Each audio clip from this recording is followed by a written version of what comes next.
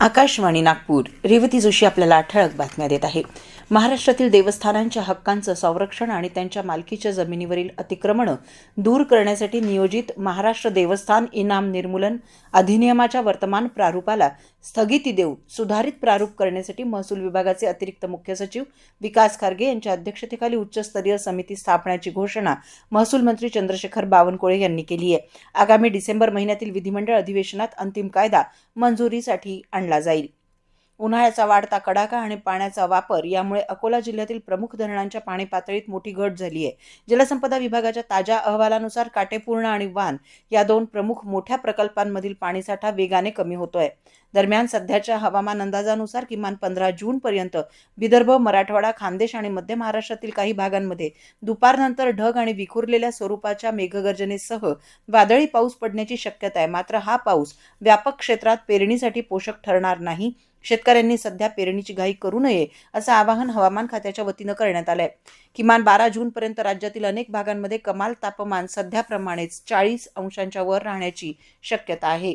अनुसूचित जातींच्या उपवर्गीकरणाच्या विरोधात अकोल्यात राज्यस्तरीय परिसंवादाचं आयोजन करण्यात आलं होतं.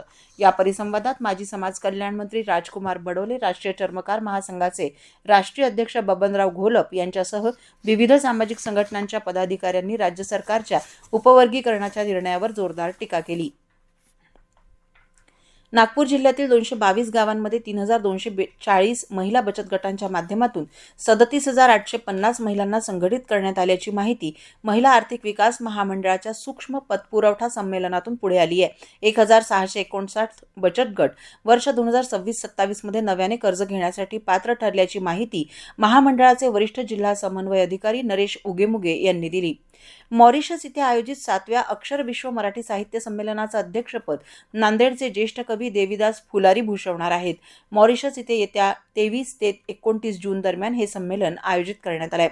खासदार क्रीडा महोत्सव 2026चा समारोप आज सायंकाळी कविवर्य सुरेश भट सभागृहात होणार असून यावेळी केंद्रीय मंत्री नितीन गडकरी आणि मुख्यमंत्री देवेंद्र फडणवीस विशेषत्वानं उपस्थित राहतील. 18 क्रीडा प्रकारात 23,800 खेळाडू या उपक्रमात सहभागी झाले.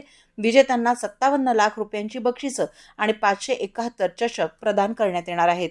याबरोबरच हे ठळक बातमीपत्र संपलं. यापुढील ठळक बातमीपत्र आपण सायंकाळी 6:58 ऐकू शकाल. नमस्कार.